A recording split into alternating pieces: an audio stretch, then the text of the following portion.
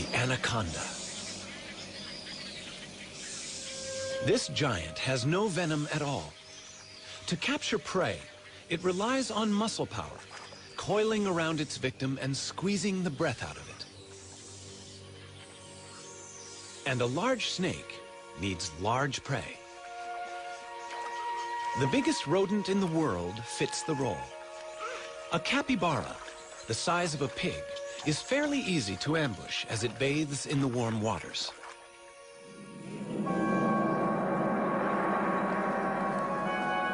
The snake must have teeth strong enough to hold on to such lively prey, and be ready to loop its body tightly around the capybara to avoid being bitten or scratched.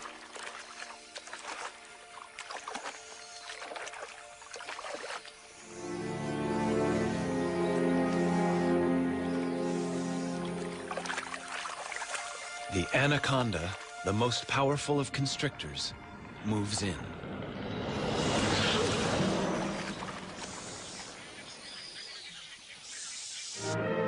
Look out, Jimmy. Hold that head, hold it.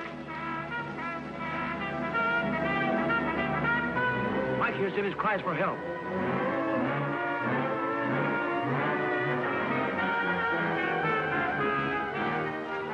Jim is black in the face, almost done for.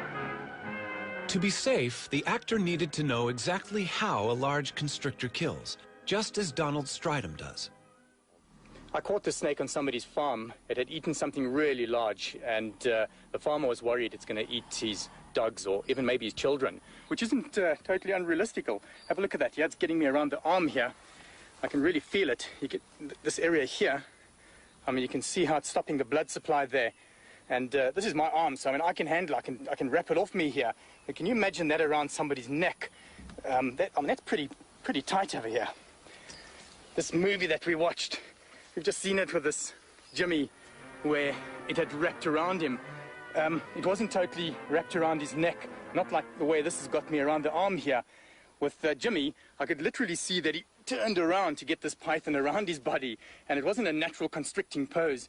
Whereas this snake has got me. I mean, look at that. My arm's going quite red there. You're going to have to try and make a plan here. It really got me. One thing I got right in the movie was that the python, like many other non-venomous snakes, are ambush animals. They will lie in ambush for their prey. It'll lie there, wait for the animal to come past, strike at it, bite it, and hook it with those 100 needle-sharp teeth. It then throws coils around this animal while it pulls the animal into the coils. It then asphyxiates the animal. Every time it breathes out, it tightens more and more, and the animal dies of suffocation. If one looks into the mouth of this python, you can see a little circular tube, and that is the extension of its epiglottis. And it's very useful for a snake to have this, because what happens is, when it swallows, that'll extend right out of the mouth, and so it can still breathe while it's got a full mouth of antelope. I think the snake deserves to be released now, so not to stress it too much, I'm going to release it here in the bush. And this looks ideal here. And as soon as I let the head go, that's it, I can feel the coils have immediately relaxed on me there. And the snake just wants to get away, straight into the bush there. Wow, look at that arm. This arm's gone really quite red there. What a relief to have that off. This is great. I love letting snakes go back into the bush. It's such a nice feeling. You can do something for them as well. It's a nice feeling for me, and hopefully for the snake.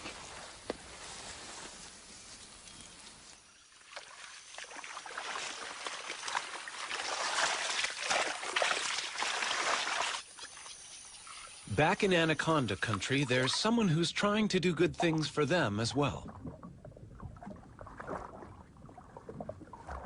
Anacondas have killed and eaten people, but that fact does not deter Maria Munoz. At the ranch of El Cedral, the petite Maria is on the track of her favorite animal.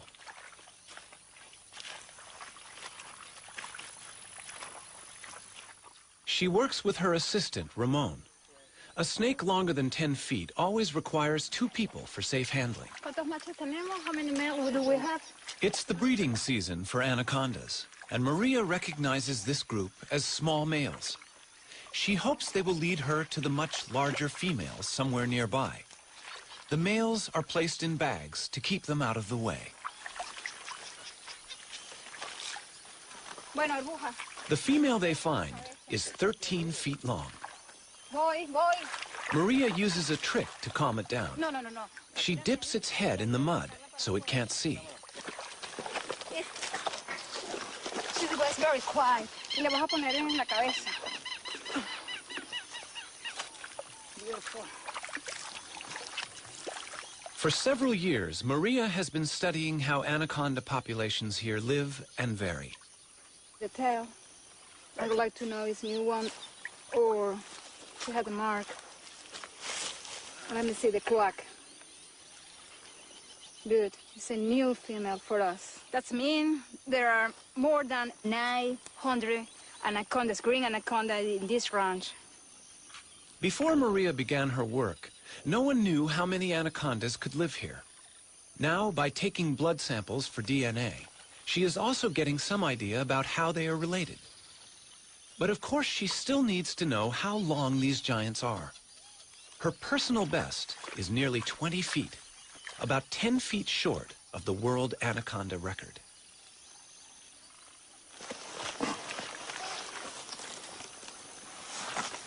Yeah.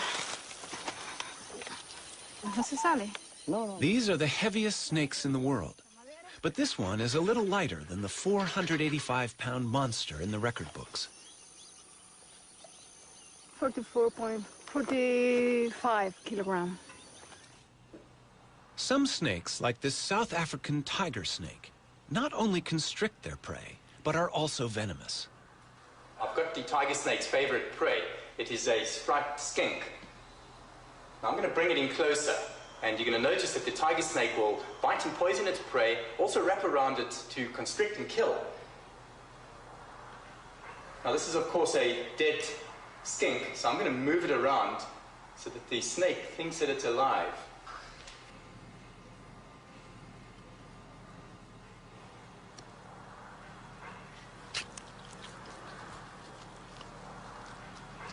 The tiger snake's venom is weak, so it needs to grip the lizard firmly, not only to prevent escape, but to limit the risk of damage to itself during a struggle.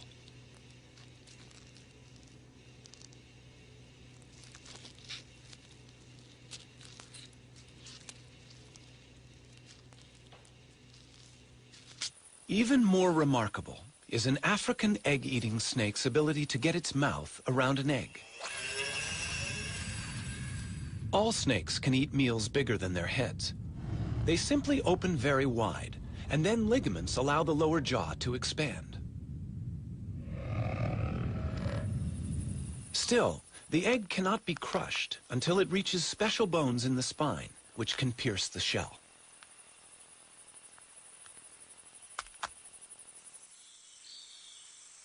For convenience, a snake does better to eat another snake. A king cobra is called king because it's a snake it's attacking is only mildly venomous. No match for the king.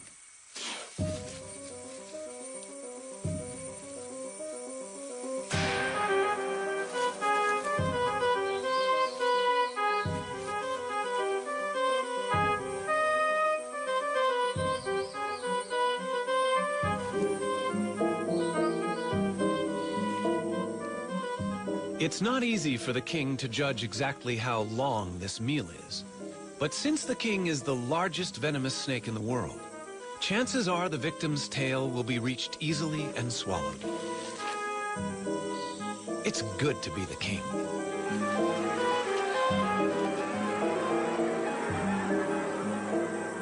So how would a snake avoid this fate? One way would be to play dead. This eastern hog-nosed snake is giving his best performance.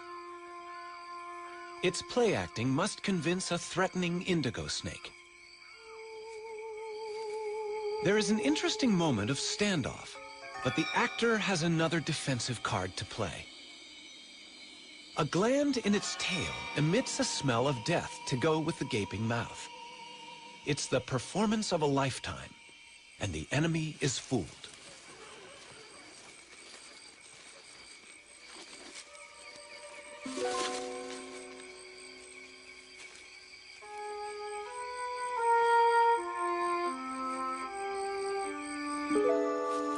A snake that looks dangerous can keep predators away.